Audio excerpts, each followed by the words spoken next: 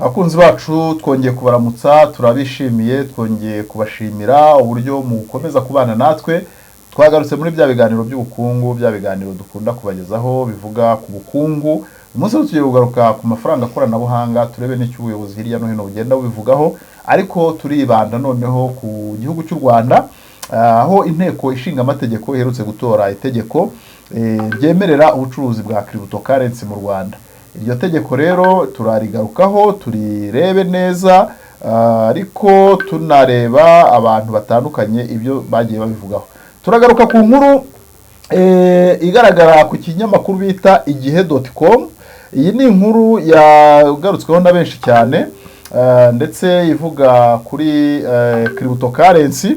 Mu by'ukuri iyo tuvuze cryptocurrency ni amafaranga koranabuhanga. Amafaranga koranabuhanga rero tuzi uburyo agenda akoreshwa n'abantu batandukanye, kandi none bigaragara ko isi yacu aho irimo kugenda igenda yinjira mu bucuruzi koranabuhanga. Niyo mpamvu rero hari n'amareta menshi nayo agenda abigarukaho cyane.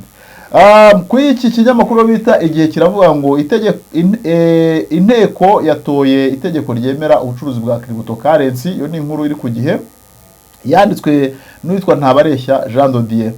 Inteko ishinga amategeko umutwe w'abadepite yatoye itegeko rigenga ubucuruzi bw'umutungo wifashisha amafaranga y'ikoranabuhanga ariyo bita cryptocurrency nka Bitcoin, bwakorwaga mu buryo butemewe n'amategeko, aho benshi baburiganyirijwemo. Mu by'ukuri ubucuruzi bw'amafaranga koranabuhanga hari benshi bagiye baburiganyirizwamo, kandi natwe twagiye tuvuga ngo yaba abakora mining ku mafaranga atandukanye koranabuhanga, nyamuna ntihakagire ukubwira ngo ushyiramo amafaranga yawe ngo wemere gushyiramo ayo mafaranga, kuko mining nyinshi ziba ari ubuntu n'izigurishwa. Aha rero leta yaravuze ngo reka bihabwe umurongo. Iyo ni leta y'u Rwanda binyuze mu nteko ishinga amategeko. Iryo tegeko inkuru ikomeza ivuga ngo iryo tegeko ryitezweho gufasha mu gukumira no kugabanya ibyago bishobora kubaho, birimo iyezandonke no gutera inkunga iterabwoba binyuze mu mutungo koranabuhanga, no kurengera abaguzi hirindwa uburiganya no kubeshywa inyungu z'umurengera. Mu by'ukuri hari benshi babeshywa inyungu z'umurengera, ugasanga barakubwira ngo shoramo ano mafaranga ngo uzunguka amafaranga ya nayo, wamara kuyashyiramo ba bantu yahaye ntiwongere kubabona. Abakunzi bacu rero kuri Africa TV, ibyo nibyo tugenda twamagana, nibyo tugenda turwanya. Mu by'ukuri abantu bajye bagira gushishoza. Aha rero inteko yo yakomeje ivuga iti nanone hari igihe abagizi ba nabi cyangwa se abanzi b'amareta, abanzi b'igihugu bashobora gutera imitwe y'iterabwoba, ugasanga bagiye kubatera inkunga, bagiye gukora ibikorwa by'ubukamikaze n'ibindi bikorwa bitari mu murongo igihugu kirimo. Ubwo komisiyo y'ubucuruzi n'ubukungu mu nteko ishinga amategeko yasuzumaga umushinga w'iryo tegeko, yasanze urwego rw'igihugu rw'ubugenzacyaha RIB rufite ibirego rufite ibirego bigera kuri 35 byagize ingaruka ku bantu benshi bariganyirijwe muri ubwo bucuruzi. Urumva abantu kese 35 ni nyinshi cyane. Ubwo rero ni ukuvuga ngo basanze RIB ifite kese 35 z'abantu bagiye bariganywa ibyabo. Aha rero ni ngombwa yuko hagomba kubaho icyo bita mesure preventive cyangwa se preventing measures. Mu bihe bishize hagiye humvikana abantu bataka ko bizejwe gushora imari yabo mu mafaranga yo kuri internet, bakizezwa inyungu z'umurengera, ariko bikarangira babuze inyungu nayo bashoye. Ugasanga yaho bashoye yaba na za nyungu byose ntibashe kubibona. Ibyo rero ni ukuvuga ngo leta ntabwo ibishaka, kandi ibi nta nundi wabishaka, kuko ikintu cyose cyatuma umuntu agwa mu gihombo ntabwo kiba ari cyiza. Urugero rwa hafi naho mu kwezi k'Ukuboza 2025 urukiko rwisumbuye rwa Gasabo rwahamije Manzi Sezisoni Davis ibyaha byo kuvunja amafaranga no kuyacuruza mu buryo butemewe n'amategeko, kwihesha ikintu cy'undi hakoreshejwe uburiganya n'iyezandonke. Rumuhanisha igifungo cy'imyaka 7 n'ihazabu ya miliyoni 7 n'ibihumbi 800 by'amadolari. Ubwo ni uvuga ngo yahanishijwe miliyari 11 n'ibihumbi na miliyari 11 na miliyoni 3 z'amafaranga y'u Rwanda. Amafaranga ni menshi cyane. Bango guhanishwa miliyoni 7, ihazabu ya miliyoni 7 n'ibihumbi 800 by'amadolari na amafaranga menshi cyane. Ariko urukiko nyine rwagize ubushishozi rumusaba iyi hazabu. Manzi ubwo yaburanaga yagaragaje ko yatangiye gukora ubwo bucuruzi nta mategeko abugenga hari, ariko ko ari mu bagize uruhare mu gutegura ayo mategeko kugira ngo ubwo bucuruzi bubashe kugenzurwa hashingiwe ku mategeko. Aho no kuvuga ngo uyu Manzi ibyo nibyo yireguyemo. Guverinoma y'u Rwanda inkuru rero yo ku Gihe ikomeza ivuga ngo guverinoma y'u Rwanda yerekanye ko iri tegeko rishingiye ku mahame kandi ritanga ubwisanzure buhagije ku buryo ibisabwa byihariye bizashyirwa mu mabwiriza ashyira itegeko mu bikorwa. Hakaba hari amabwiriza yandi azatuma iri tegeko rikomeza gushyirwa mu bikorwa. Iyi nkuru rikomeza ivuga ngo ni itegeko rigamije gukumira no kugabanya ibyago bishobora kubaho birimo iyezandonke no gutera inkunga iterabwoba binyuze mu mutungo koranabuhanga no kurengera abaguzi n'abashoramari, kubera ko imiterere y'umutungo koranabuhanga ituma abashoramari bashakira inyungu mu ihindagurika ry'ibiciro no kubera ko imitungo koranabuhanga myinshi idafite ireme. Inkuru yo ku Gihe ikomeza ivuga ngo hari kandi kubungabunga ubunyangamugayo, imikorere iboneye no gukorera mu mucyo ku isoko hagamijwe kwirinda ibikorwa by'uburiganya no gutanga amakuru adahagije. Ikindi ni inkuru ikomeza ivuga ngo ikindi ni kubungabunga kudahungabana kw'imari no gukumira ibyago bishobora kubaho bikagira ingaruka ku rwego rwose rw'imari, kubera ko urwego rw'umutungo koranabuhanga n'urwego rw'imari muri rusange bifitanye isano. Inkuru yo ku Gihe ikomeza, umunyamakuru akomeza avuga ati ikindi iryo tegeko rizafasha imbuga z'umutungo koranabuhanga kugira umutekano w'urusobe koranabuhanga, kurinda amakuru no gukomeza gukora mu gihe zihuye n'ibibazo, guteza imbere ibikorwa byo guhanga ibishya mu bucuruzi bw'umutungo koranabuhanga. Imiterere y'ubucuruzi bw'imitungo koranabuhanga rero, perezida wa komisiyo y'ubucuruzi Depite Munyangeyo Theogene yagaragarije ko iryo tegeko rije rikenewe mu kugenzura ubucuruzi bw'imitungo koranabuhanga kuko bukomeje kwitabirwa. Ati buramutse butagenzuwe ku buryo bukwiye hashobora kubaho uburiganya n'ubwambuzi buturutse ku mbuga mpimbano bita ko ari ishoramari no kwibasira abashoramari binyuze mu kubahamagarira gushoramo imari mu buryo bw'uburiganya. Yerekanye ko aho isi igeze kuri ubu umutungo koranabuhanga usanga uhererekanywa nk'uko abantu bakoresha ifaranga rifatika ry'ibihugu, aho abarenga miliyari 1 ku isi bayobotse ubucuruzi bw'umutungo koranabuhanga. Uvuga ngo ubu isi ifite abantu barenga miliyari 1 bose bakoresha ubu butunzi koranabuhanga.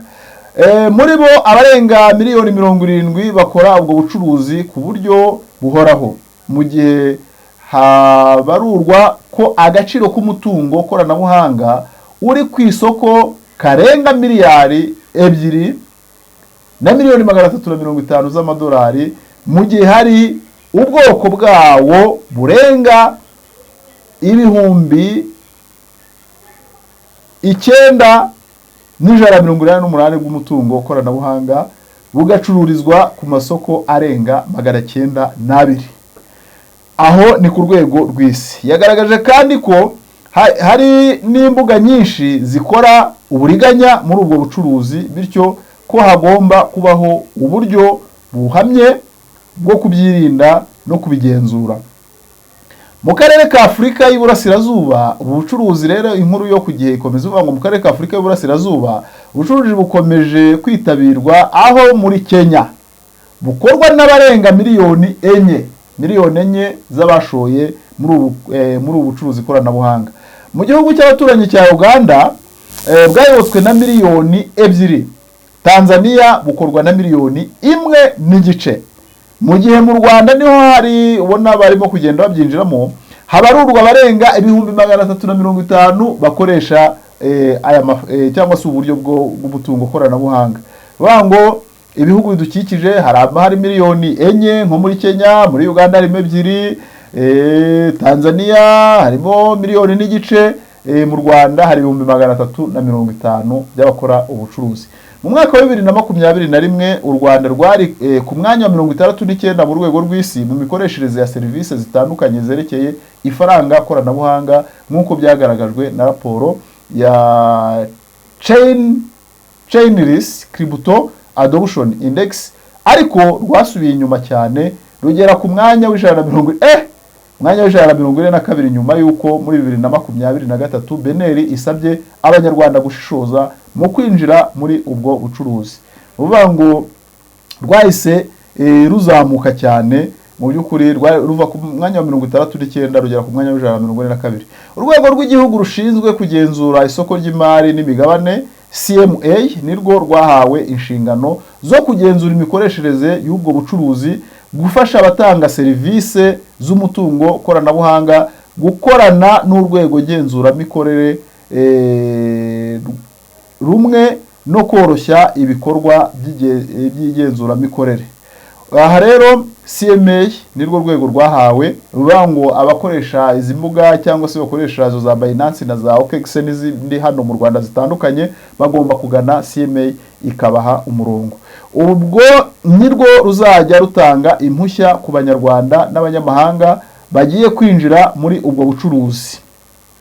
Iri tegeko rigena ko ugiye kwinjira mu bucuruzi bw'umutungo koranabuhanga hari imari shingiro izagenwa n'amabwiriza agomba kuba afite, bitandukanye nuko umuntu yapfaga kwinjiramo gusa yahomba hagatikiriramo umutungo w'abaturage bamwizeye. Umutungo koranabuhanga rero urimo ibice bitatu by'ingenzi, harimo ifaranga koranabuhanga ridahindagurika, bivuga umutungo koranabuhanga ufite agaciro gashingiye ku mutungo wihariye uzigamwe cyangwa ku rusobe rw'imitungo izigamwe nk'ifaranga risanzwe rikoreshwa mu gihugu, ibicuruzwa cyangwa irindi faranga koranabuhanga rifite agaciro hagamijwe ko rigumana agaciro kadahindagurika. Hari kandi umutungo ufatika usimbuzwa ariwo bita token, uburyo bukoreshwa ikoranabuhanga rishya nk'ububiko koranabuhanga by'uruhererekane rw'ibikorwa by'ubucuruzi butuma umutungo ufatika cyangwa umutungo w'imari uhagararirwa na token y'ikoranabuhanga.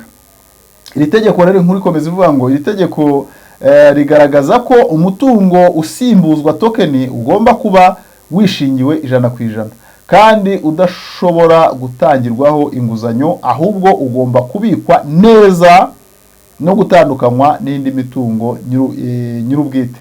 Bamugiye kwinjira muri ubu bucuruzi agomba kuba afite umutungo wishingiwe 100%, ubwo ababishinzwe bazajya babireba. Inkuru ikomeza ivuga ngo umutungo wa leta, ibikorwa remezo cyangwa se ibikorwa rusange, bihangano by'ubugeni n'ibindi bitashobora kugenerwa agaciro ntabwo byemewe mu gusimbuzwa token. Igice cya gatatu muri ubu bucuruzi ni umutungo koranabuhanga utishingiwe n'undi mutungo. Mu by'ukuri rero ahangaha ni inkuru ndende iri kuri kino kinyamakuru yerekana ibyo abantu bagomba kuba bujuje, ndetse ikerekana uburyo abantu bagomba kuvuga, uburyo abantu bagomba gukoresha aya mafaranga. Bagarutse nanone nuko iryo tegeko kandi rije nyuma yuko Banki Nkuru y'u Rwanda mu ntangiriro za Gashyantare yatangaje ko yarangije igerageza rito ryitwa proof of concept ryakozwe shyirwa mu bikorwa ry'ifaranga koranabuhanga rya Banki Nkuru cya Central Bank Digital Currency ariyo bita CBDC ryiswe IFRA Rwanda. Ayo ni amafaranga koranabuhanga leta igiye gukoresha. Hariho n'ibihano bizahabwa abazanyuranya n'iri tegeko, aho harimo ihazabu ya miliyoni 30 ariko itarenze miliyoni 50. Iyo ni aho baba ngo iyo hano baravuga ngo utanga serivisi z'umutungo koranabuhanga agomba gukora ku buryo imbuga ze zimenyekanisha ubucuruzi butabogamye kandi bukorera mu mucyo, kwita ku nyungu z'abakiriya be kandi akabafata mu buryo bungana no kurinda amakuru y'imitungo byabo. Rero bakavuga ko CMA ifite inshingano zo kujya igenzura imikorere, aho abahawe uburenganzira bwo gukora bagomba kujya batanga raporo y'ibikorwa nibura buri mezi 3. Gutanga raporo ni ngombwa kuri CMA. Rero abatazabikora bagahanishwa iyo abihamijwe n'urukiko, hanishwa ihazabu itari munsi ya $30,000 ariko itarenze $50,000 n'igihano cy'igifungo kitari munsi y'imyaka 3 ariko kitarenze imyaka 5 cyangwa kimwe gusa muri ibyo. Vango ashobora guhanishwa kimwe muri yaba amahazabu cyangwa se igifungo, ibyo biterwa nuko umucamanza yabirebye. Ni inkuru ndende ari ku kinyamakuru Igihe, wakenera kugira ngo yakurikirane iyi nkuru yagenda akareba ku Gihe, mu by'ukuri akayisangaho ivuga kuri iri tegeko. Natwe rero twanyujijemo ijisho, turavuga ngo kuri Africa TV muri bya biganiro byacu by'ubukungu ni ngombwa yuko tugira icyo tubivugaho. Reka rero dukomeze tugire ubukungu bwiza kandi bunyuze mu mucyo, ariko nongera kubabwira ngo isi aho igana iragana mu ikoranabuhanga. Tugomba rero gushishoza tukamenya uburyo tugomba gukoresha ikoranabuhanga, yaba ku bakoresha amafaranga ikoranabuhanga cyangwa se za cryptocurrency, yaba mininga n'abakora ibindi bikorwa by'ubucuruzi. Reka mbashimire rero, nongere mbifurize umugisha w'Imana, dukore cyane dutere imbere. Mwakoze cyane.